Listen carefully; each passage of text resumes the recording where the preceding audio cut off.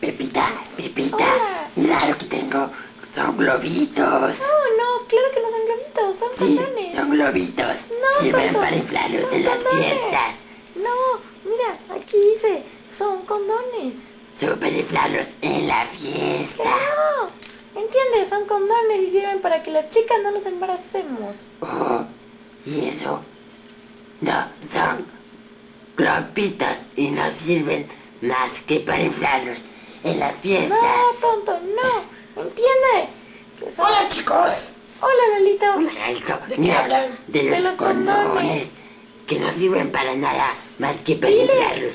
dile que sirven para Claro que que no no, nos tonto. embaracemos. Los condones son para que no te enfermes y para que las chicas no se embaracen. Oh, yo no sabía eso. Lalito, mira, Sí. Pepita, yo no sabía eso. Pues ahora Sí. ya lo sabes y debes entender que debes utilizarlo cada que tengas una relación sexual. Sí, Ah, tienes que cada vez. protegerte. Cada vez que tengamos sexo, ¿verdad? Es para no tener bebés, ¿verdad? Claro. Sí, claro. Y lo más importante es para que no tengamos ninguna enfermedad. Ay, qué bueno. Entonces, esos se usan a la hora de tener sexo, ¿verdad, Pepita? Exacto. Oh, entonces ya podemos hacerlo con protección. Sí.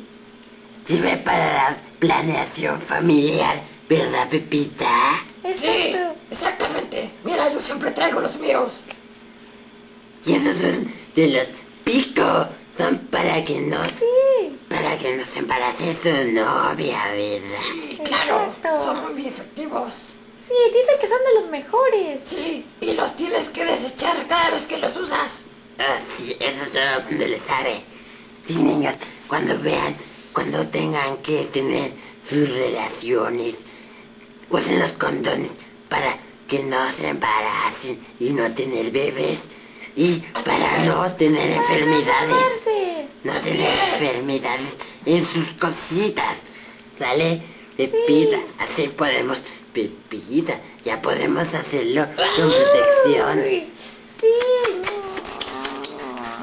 Ay, Pepita. Uy. Vámonos, Pepita. Sí, Paco Hertz. Vámonos, Pepita. Vámonos.